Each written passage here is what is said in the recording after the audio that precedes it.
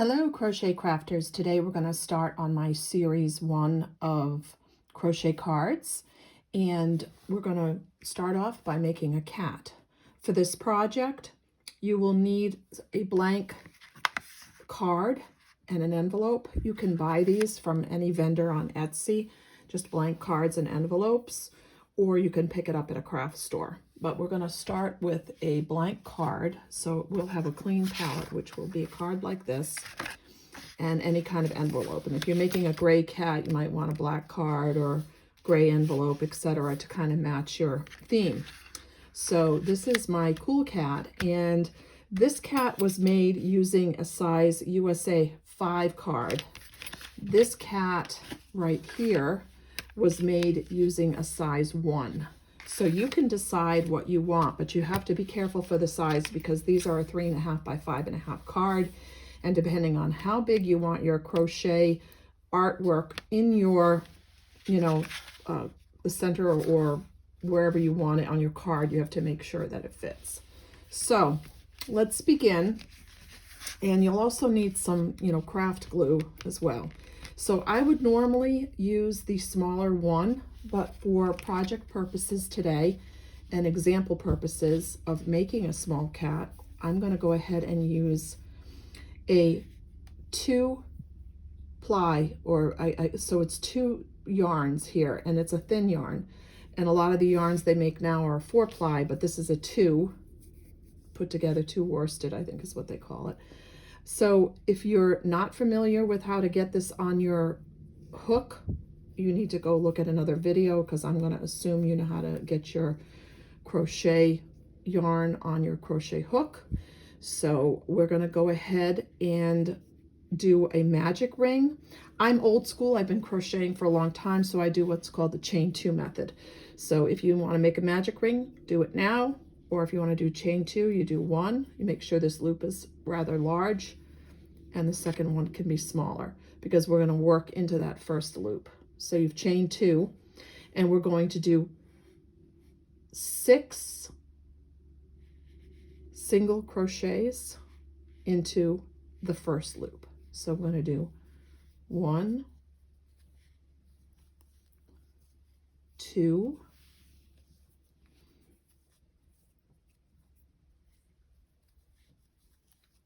3.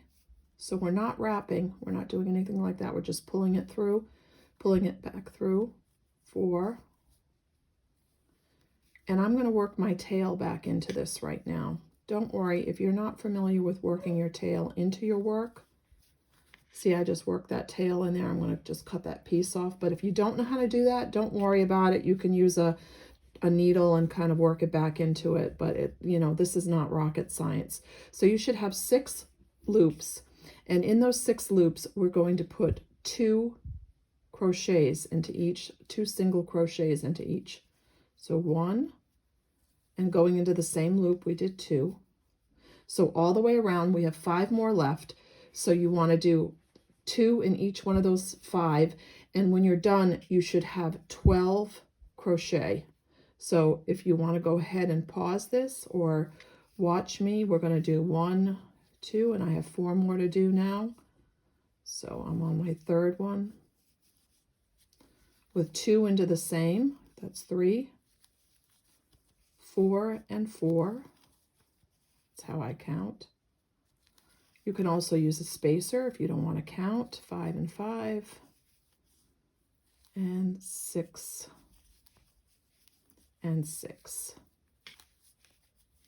So if the middle of your is open or closed, it's not going to matter, because that's going to be the nose of the cat. So if it's open like mine, it's fine. If it's closed all the way, it's fine too. This is not rocket science. So you should have 12 all the way around. And you can either put a spacer here, you can do the counting like I do. And also if you do the chain 1 method, it helps because it will show you where it's raised when you get on the other one. So I chained 1 for purposes of helping you know where you're starting from. And what you're going to do is you're going to go back into the one you just chained 1 from, and you're going to do 1 single crochet. And then the next one, you're going to do the next stitch over, you're going to do a single crochet. And in the third stitch over, you're going to do 2. And then you're going to do 2. You're going to do another one in that one. So it's a single, single, and then 2 crochets. Single, single, 2 crochets. So that's 1, 2. This is 2, 1, 2, 2. And then you're going to do 2, 3, and 4 in the same space. And then I'm doing 3, 1, 3, 2, and then 3, 3, and 3, 4 will be in the same space. 3, 3, 3, 4 is the same stitch. And then I'm doing 4, 1, 4, 2, 4, 3, and 4, 4 will be in the same stitch. The last 2 on mine are always in the same stitch. And then you're going to do 5, 1, 5, 2, and the 5, 3, and 5, 4 are in the same stitch. 5, 3, 5, 4. And then 6, 1, 6, 2, 6, 3, and the 6, 4 are in the same stitch. So that round that you just did, it was a single, single crochet and then 2 single crochets in the same stitch. And if you didn't like to count like I counted, it should have taken you right back around to where you did that chain 1 crochet. So it kind of should have taken you right back to that action. I'm going to slip stitch this now. So if you wanted to make a small cat, you'd stop there and make the ears.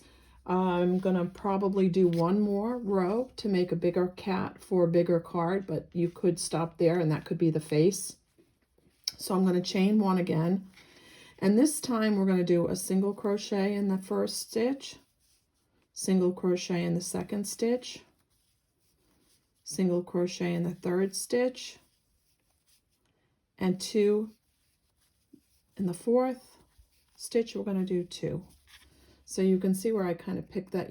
I chained 1, so I can continue that all the way around until I get, so it's 1 single crochet, 2 single crochets, 3 single, and then 2 singles in the fourth. And I'm just going to continue that all the way around until I get to the end, and then I'm going to show you how to do the ears. This is not for the very beginner, so this assumes you have some crochet knowledge and that you know how to work with single crochet stitches, which is technically called an amigurumi stitch. So that will help you a little bit, hopefully. And I'm almost around now to my last stitch, which I'm going to slip stitch after I finish my last stitch there. I'm going to slip stitch, and there I pretty much got kind of a round cat face. Again, we're going to use this to plug up with our pink nose. Okay, so if you've slip stitched that in, I'm going to slip stitch another one too, so it just you can see it's perfectly round. Now you could cut this off, but why cut it off? You can actually start making one of the ears with that. And what you have to do is you have to assume that you haven't done the ear yet, and you have to go back through that same stitch right there so that you have 1 single crochet stitch. So that gives you your first stitch, 1 single crochet stitch, another single crochet stitch. And that pretty much should help you. You can see that the ear is starting to form. So we're going to do 4, and then you chain 1, you turn it around, turn your work. You're going to go back into the first stitch there with another single, the second stitch with a single, the third stitch with a single, and the fourth stitch with a single. So you've had 4 stitches, you've done 2 rows of that, chain 1, and you turn. You can see that's starting to look like an ear. Now, we have to decrease our stitches. If you're not familiar with decreasing, I do have a stitch that shows you how to decrease on my YouTube, lorihandiwork.com, lorieshandiwork.com. I mean, it's not .com, it's YouTube, but anyways, we're going to decrease. So I'm going to show you how to do that. You're going to put your crochet hook through the first one. You're going to pull it through, and you're going to put it through the second one. Now, there's an invisible decrease, but I'm not going to do that for purposes of this tutorial. You have 3 on there. You go like that. So you've just decreased 2 stitches to 1. Same thing for the other 2. And we're going to decrease it. So now you've got 2 stitches instead of 4. You're going to chain 1, and now we're going to decrease the last one, which will give it to the point. So you take 1 and 1, and you pull. And guess what? Bingo. There is your cute cat ear. So you're going to pull that off like that. You're going to pull it through. And you're going to take your darning needle and you're going to work this back in so that you have that nice and neat. So what you're going to do from here, this is the front, that's the back. Looking at the front, you're going to have a middle between the ears. So you want to count 1, 2, 3 stitches over, and that's your middle. And then you need 4. So after you've counted those 3, you want to go 1, 2, 3, 4. And you want to, in the 4th stitch, you want to put your hook. And the way I do it is I just wrap the yarn behind my needle and bring it through. And that's not really considered a stitch because I've just hooked it onto there. So I'm going to go back through that again and make my first single crochet stitch. And I'm working up towards the front. I'm not working on the back. I'm working up towards the front. 4 single crochets, the same thing that I did like on the other side. So then you've got that nice middle of the head. You want to chain 1, turn your work, and you're going to do what? 1 more row of the single crochets because we did 2 rows on the other side, and you want it to look the same or pretty much the same. Sometimes it doesn't always look the same. And I don't like any of these things right now, so I'm just going to cut off what I don't need there. Get rid of all that junk while I'm trying to show you. And then I'm going to chain 1 over here. So you have 2 rows of 4. And what are we going to do? We're going to decrease. So you're going to go into it, pick up your yarn. Into the second one, you should have 3. Wrap it around and pull it through. You're going to go into that one, pull it through. Into the next one, pull it through. And you've decreased. So you've got 2. Chain 1, turn. You're going to decrease the next 2 stitches. You're going to go into this one and into this one. And if you know how to do an invisible decrease, it definitely looks nicer. So I'm going to now cut this. And you can manipulate this a little bit. And what I usually do is, you can see right now, I have 2 ears right here. And what I typically do is if they're not perfect or they're kind of, you know, sometimes if you've messed up or whatever, you can fix it because you can take this yarn and work it back through, especially if it's not 100% cotton. If it's 100% cotton, sometimes it's not very forgiving. So the next thing we're going to do, and you can use a black, if you don't have pink yarn, you can use black yarn. It doesn't really matter. Depends on what color you want to use. I like my kitties to have pink noses, but some of them don't. They have brown or black. So I'm just threading this, and the pink nose, this really helps me. I don't mind this at all because this tells me exactly where I have to go through. Now, I'm going to give you a hint. If you're using this as a card, it doesn't matter too much what the back looks like. If you're using this as an applique or you're selling these on Etsy, then you want to make sure you clean up the back. You don't want to sell an applique that has a really messy looking back. But what I'm doing is I'm working the nose through the ring that I kind of made intentionally so that I have a good base point. Got that caught. And I'm just working it back and forth until I want, till the size that I want it. And it can be, you can either work it vertically or horizontally. It doesn't really matter. Whatever you feel your little pink nose should look like. You can kind of do it both ways to see what looks, giving your kitty some character. That's all. And sometimes I do it differently depending on which project I'm working on. But for now, I think that is going to be it for my nose. So I've kind of given it a nose. And if you're going to, the other thing is, if you're going to be using craft glue, it doesn't really matter. You don't have to really intensely make sure that this is going to be tight, because you're going to put glue here and it's not ever going to come up. But if you're using it like on a blanket, or you're adding an applique to a blanket, you do have to definitely make sure that you work that in. And even these ears, if you just cut them the way they are, as long as you glue that, you really don't have to work them back in. But I typically will work them back in just because that's the way I am.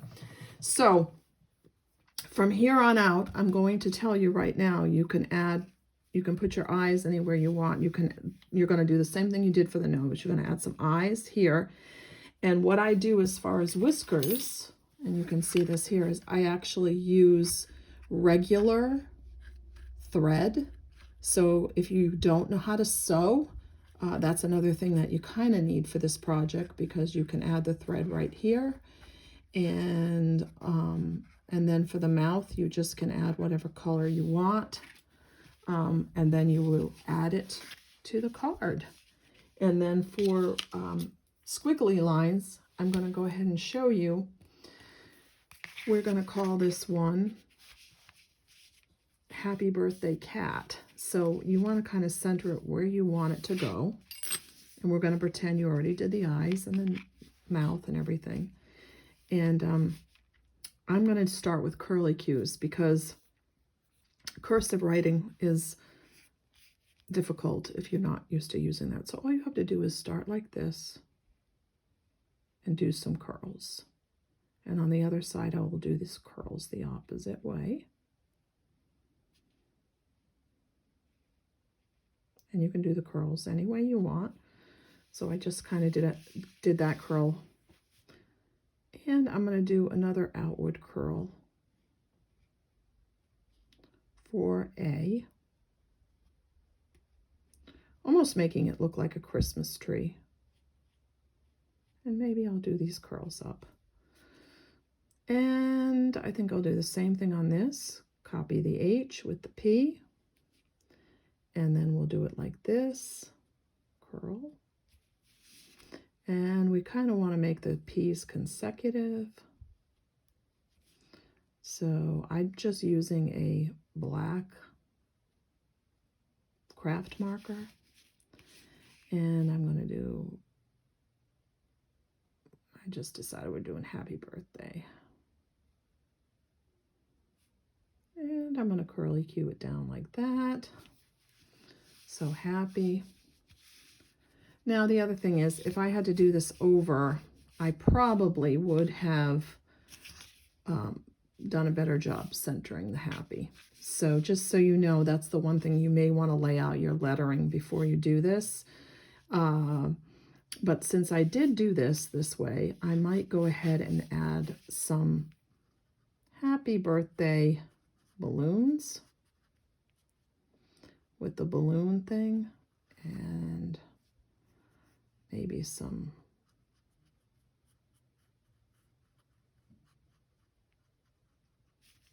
balloons up in the air like that.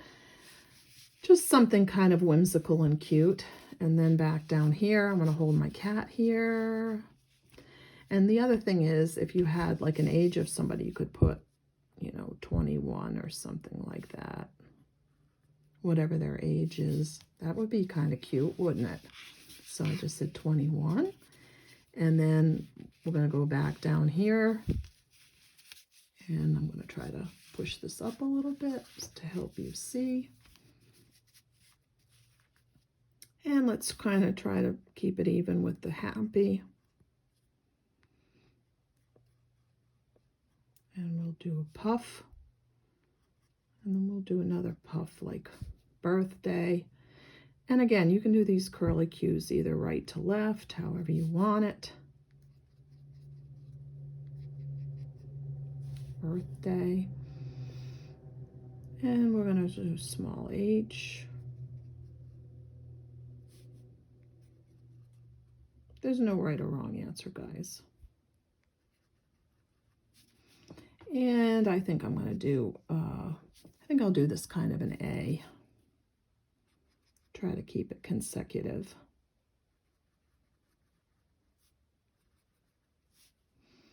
And we'll do, you know, similar Y to the one that's up there so that I'm, again.